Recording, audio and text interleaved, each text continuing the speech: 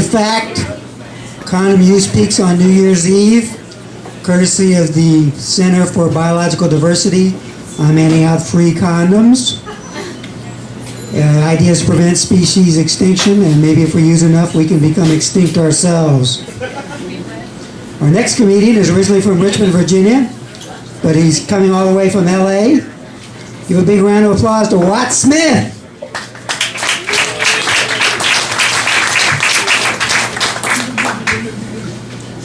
Man, I told him that joke that he just said. I thought it was really funny.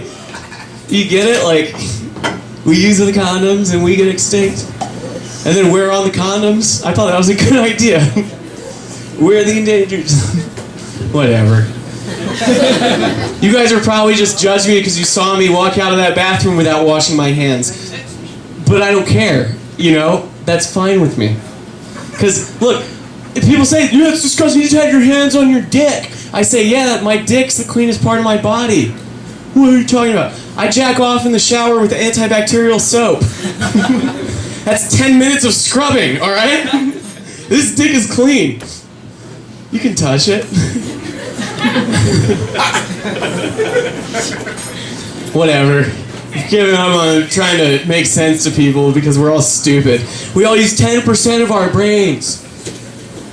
The human body, you know, uses 10% of its brain. How much percentage of our nuts do we use? Do you ever wonder that? Our nuts are going like 150%. We ejaculate every day. Our nuts are like, order up! We gotta make another load! Come on, work, work, work! We got such a demand on our product! And then the fastest sperm, that's the one that makes the baby. The fastest sperm. No one ever gives any credit to the lucky egg.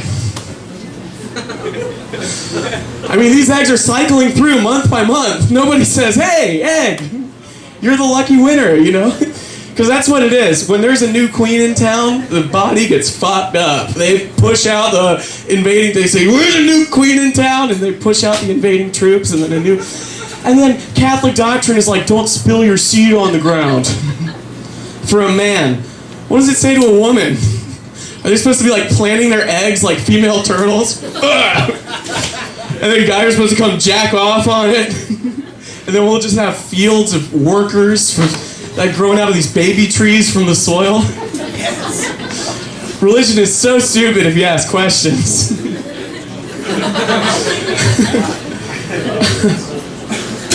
Everything's stupid if you ask questions. Drunk driving. Drunk driving. Watch out, you could get hit by a drunk driver. I believe in that like I believe in Santa Claus and terrorists, you know, like drunk driving. You're gonna get hit by a drunk driver? I'm not against drunk driving, alright? I'm against drunk crashing. If you're a good drunk driver, good luck. That's my theory on it. People get really pissed if you have that opinion. They say, one time after a show, they said, this old guy said to me, I got a 5-year-old daughter.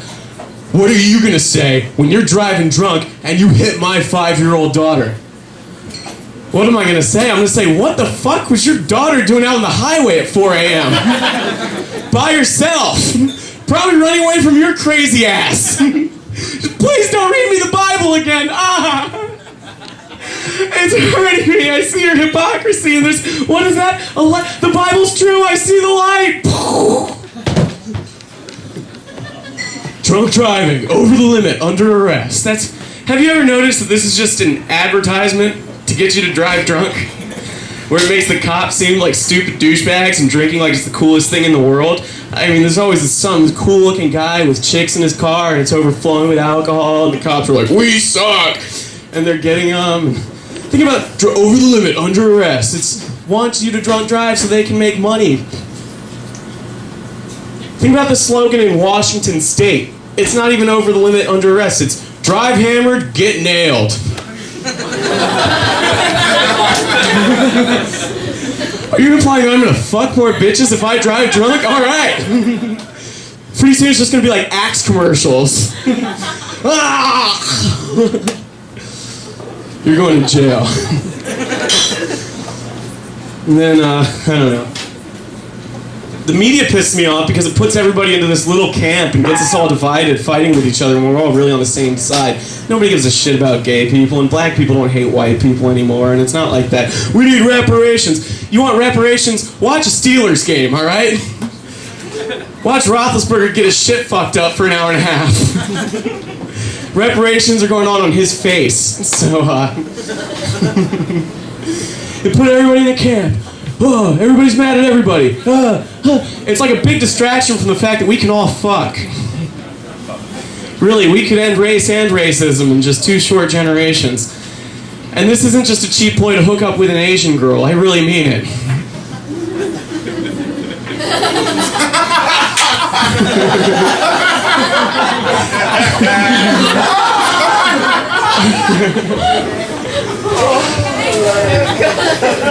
And then gay people, gay. Everybody, gay people get so mad if you say gay, but you don't mean homosexual. If you say gay and you mean that's just something I'm not into, you know?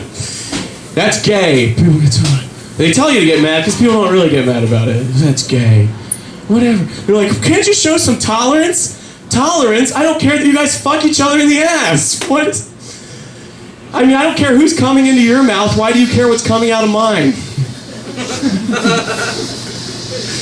And there's these knock it off campaigns. Hillary Duff and Wanda Sykes have teamed up to end the atrocity of people saying gay in the wrong meaning.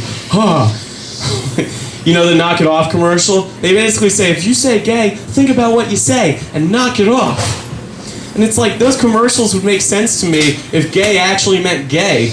But, you know, gay doesn't even mean homosexual. It changed meanings in the Victorian era. It used to just mean a little flamboyant, effervescent, got a little excited about stuff, loved shoes, skipped around, you know? But you love pussy, too. You're just gay. I wonder if there was like a knock it off campaign then when the word was changing meaning. Like there were gay people all around, but they loved chicks. Gay lumberjacks, just, I'm a fucking lumberjack. Some guy comes out, excuse me, sir, I noticed you swing the axe rather gaily. Would you like to come to the forest with me and snog? The guy's offended. He's like, man, you think just because I say bye, like bye, because I skip around like a tall leprechaun, you think just because I, you know, like shoes and I like to hang out with girls, you think that means I like dick? No. No. You think just because I get mad when I'm patronized, my list starts to come out? Because I'm so angry at you for all the bullshit you're putting me through with your fake definitions and you're painting the world with one brush. You think that means I like dick? No. I'm just gay. I love me some pussy. I be pounding that shit like, hi. Yeah, girl. Whatever. I'm not trying to piss people off. I'm just saying how I feel. I mean, think about the generation we're in. I mean, how can you care about gay or straight when the lines of sexuality have coalesced into this big tangled knot? Think about it. How do you get girls? You go to the gym and you get strong. And how do you get strong? You use the shake weight. I'm gonna get so many chicks with this! 6 minutes is 42 minutes, that's a science fact, and by the end of this workout, I'm gonna be strong enough to jack off an elephant. You should just spray a protein shake into your face at the end of your workout.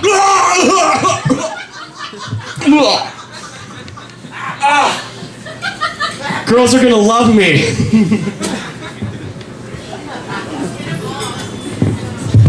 So, now that I've jacked off the microphone, I guess I should just roll with just a little thought.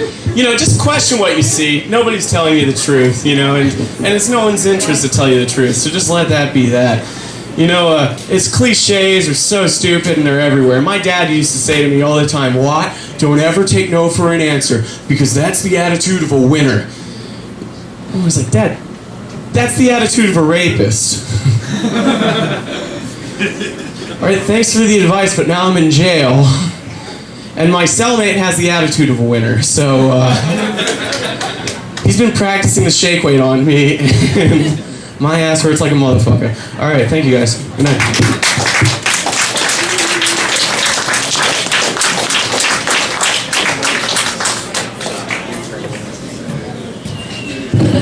Watt Smith.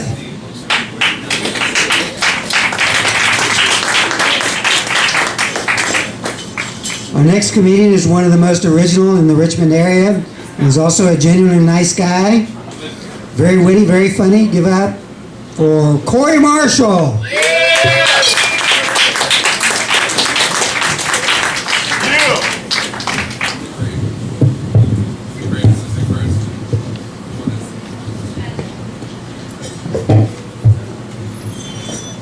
Hey, yes, man, cameraman. How you doing? Y'all alright? Yeah. Cafe Diem, give yourselves a hand for coming out tonight, man. Happy New Year's, Merry Christmas. All the comedians that went for. I was gonna touch the mic, but he said he did not wash his hands after it. It is nasty. I don't care how you put it, it is nasty.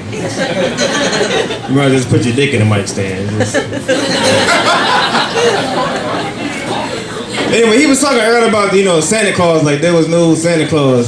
Being there at Christmas time, I remember like the first time my parents told me there was no Santa Claus.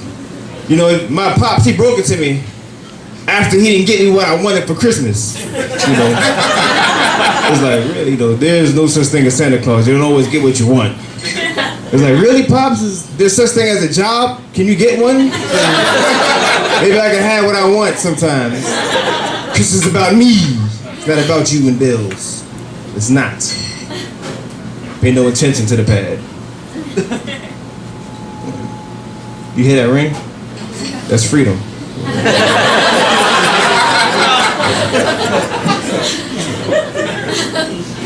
But Christmas, just passed, and I had a good Christmas though. I knew I wasn't looking forward to my gift from my mother, cause she went shopping on Black Friday. She got up 4:30 in the morning just to go shopping. Only place she went to was Goodwill. So I thought every day was Black Friday at Goodwill. And like, don't laugh. But she got me like a sweater. I'm like, oh, you got me a sweater, thank you. You got me a sweater last year. In fact, you got me the same sweater last year. I'm trying to get rid of stuff, you keep bringing it back. Thank you, mother. Appreciate that. Speaking of, might as well, I ain't gonna be able to do this again. Thanksgiving, happy Thanksgiving. CP time, forget it. But how they have like the Thanksgiving turkey, how like the president and the White House, how they eat the Thanksgiving turkey? Forget it. You know how they eat it in life before, but how they get it, you know what I'm saying? They take a turkey from the farm, right? And they let it stay like 3 nights in the W Hotel. It's crazy. And they put food all over the floor and they let the turkey live there for 3 nights at the W Hotel. Then they kill it. Can you imagine like what's going through that turkey's mind, you know what I'm saying? It's like, he thinks like he actually made it, like, I made it! He's calling his friends like, gobble, gobble! Gobble, gobble, I made it! Then there's a knock at the door. Time's up, turkey, you gotta go. I'm like actually scared to like be successful now, you know what I'm saying? It's like, I don't know if they're gonna feed me or something. I'm still working on that joke, but then for me, I don't think that like describes success, because I can eat off the floor now, you know what I'm saying? I'm still working on that joke. I tried to bring it back, but it did not work. Yeah. The other day, right, I was driving, that's a lie. I'm gonna start that joke over. The other day, I was in New York, which is true. I was walking. I was with my little nephew, right? And clear as day, right? We're in New York walking, and a guy comes down the street, which he thought was a woman. It was a transvestite. He had breasts. He was walking down the street, and he said, "Ah, look!" And then I said, "Don't say nothing." And then he said, "Uncle Corey, did that man have breasts?" And then I was like, "Yeah, he did." He was like, "Why?" And then I was like, "He wants breasts." And he said, "Well, how did he get them?" And then I'm like, "I don't know." He said, "Well, how did he get breasts?" And then I said, "Okay, well," I had to explain to this kid about transvestites. I'm like, that's a job for his parents, So he was Uncle Corey, the comedian. I'm very responsible. So I'm like, all right, well, I think I'm pretty intellectual. I'm pretty tactful with my words. So I said, okay, well, you read comic books, you know about Spider-Man, who got bit by the radioactive spider. This man got bit by a radioactive woman. And he has all the powers of a woman. And he was like, oh, okay. And he was happy. That was cool. Do you think that was a pretty good explanation? Yeah. All right. But I keep that joke there. If you look out the window, you'll see that 7-Eleven gas is $31.50. You know, that like changes the slogan, like, oh, thank heaven for 7-Eleven. You ever thank heaven for 7-Eleven? You ever say a prayer tonight? And thank you for mommy, thank you for daddy, and thank you for 7-Eleven, God! Thank you, heaven, for 7-Eleven. And that $35 gallon gas. $35 gallon gas, that makes sense, all right. New Year's resolutions is out. Y'all making any New Year's resolutions? Nobody made. This is a bar and nobody's made New Year's resolutions. I guess that explains it. You know, I'm gonna drink more in the New Year. I don't know, but I've seen a lot of smokers outside, right? You know, if you're thinking about stopping smoking, there's like this new invention. It's like it's the e-cigarette. You seen those in the malls? It's an electronic cigarette. It's pretty dope. It's a plastic tube, right? It looks like a cigarette, and the inside it has like condensed nicotine.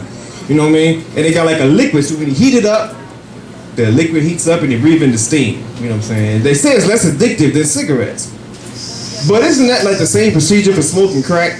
You know what I'm saying? Can you imagine like years later, people just get addicted to steam all of a sudden? It's just like, you know what, I need some steam.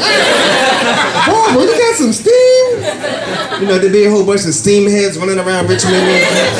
Steam head breaking your house and steal all your teapots. You break in your car, your radio's there, but your radiator's missing. Like, this nigga stole my radiator. And they be competing over who got the better steam. You're like, don't go to Reggie. That nigga gave me tap water.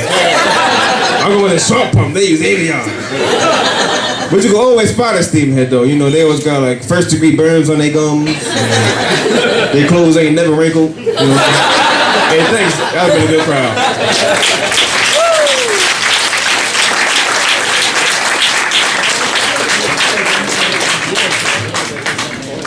You can find Cafe Diem Comedy Night on Facebook. Sign up on there and you'll get notices about upcoming shows. Our next comedian is the brains behind the 955 Comedy Club and the brawn behind the Fool's Day Interactive Comedy Troupe. 955 Comedy Club just raised over $500 for MS research at a benefit. Yeah! Big round of applause for Ray Bullock. Let's do this shit. Let's party. Come on. I might take my balls out. How you doing? In the snow cap right up front. You're looking at me like I just put my penis on your face. You okay, honey? You're just looking dumbfounded like a deer looking at a cock. You all right? Good. You're sitting with the good table right over here. You got the guy. He's smiling. He's just happy to be fucking free. I don't know what's going on. You're going to put a dick in the face. That's beautiful. A situation. You got the 2 gay guys with you. That's awesome. Good stuff. Got the fucking crowd out tonight, man. This is beautiful. Got Tiny Tim in the corner. God bless us, everyone. Let's fucking party. You got the hipsters over here. The one chick with the sleeve tattoo that'll probably cut me for fucking with her. That'd be great. You got the cardigan sweater, rock and roll. You're sitting next to the guy in the members only jacket. There's a fucking conversation right there. And the hipsters in the corner. Woo! How my people doing? Fucking great. Awesome. Sticky Rice is apparently closed. It's good.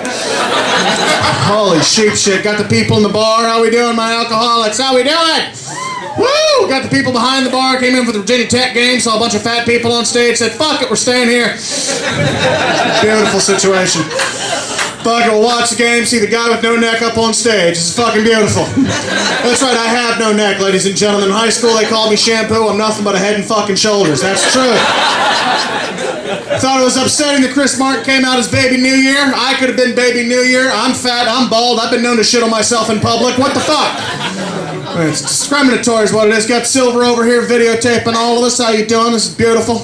Beautiful. Get you and the chick with the cock in the bedroom later. It's going to be fucking beautiful. It's going to be like, no, I'm not doing that. Watching you fuck, been like listening to glazed Christmas hams. Just splacka, splacka, splacka. Did I go too far? Did I go too far? She's still looking at me. You're afraid to take your eyes off me. I might put something in your drink. That's what you're thinking right now. I hear this. She gets the cup, ladies and gentlemen. She's like, fuck this guy. He's weird. I'm going to wake up up in a trunk later. Don't you leave me! Got the two chicks behind her. How you doing? Got the redhead. She's like, yeah, fuck with me. Go ahead. You think the chick with the tattoo will cut you? I'll chop your balls off. Let's fucking roll. I dated a guy from University of Richmond. I can take anything. I don't give a shit. Holy hell in a handbasket, Batman. First, before we go any further, man, this is no bullshit. Thank Joe for putting the open mic night on every other Monday. Giving comics a chance to work out material. Got guys coming up new to this. Doing the thing, it's fucking beautiful. I'm serious. I mean that shit from here. I mean that.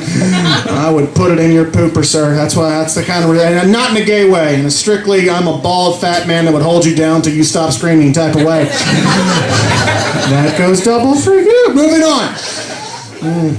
Oh my God, ladies and gentlemen. I'm actually up here to do a quick thing real quick. I'm actually here to plug something. Joe said I could plug something real quick. Chris mentioned that we raised $508 for MS Research for a show we just did. We're doing another, cool. We're doing another fundraiser actually. Actually going to be on Tuesday, January 18th. It's actually not going to be stand-up comedy. It's going to be a reading of The Two Gentlemen of Lebowski, which is pretty much the Big Lebowski if Shakespeare would have written it. So we're going to have stand-up comics and Shakespearean actors doing it together, so please come out. A portion of all the food and alcohol sales are going to go to MS Research, and there's going to be a donation bin, so please come out and do that. But the reason I mention this, just to show you how epic this thing might actually become, like I said, several comics are going to be doing roles in the show and all that. You saw a lot of them tonight. But one of the things we got, and I'm very happy about this, we got an actor by the name of Alan Sater to play the part of the Big Lebowski.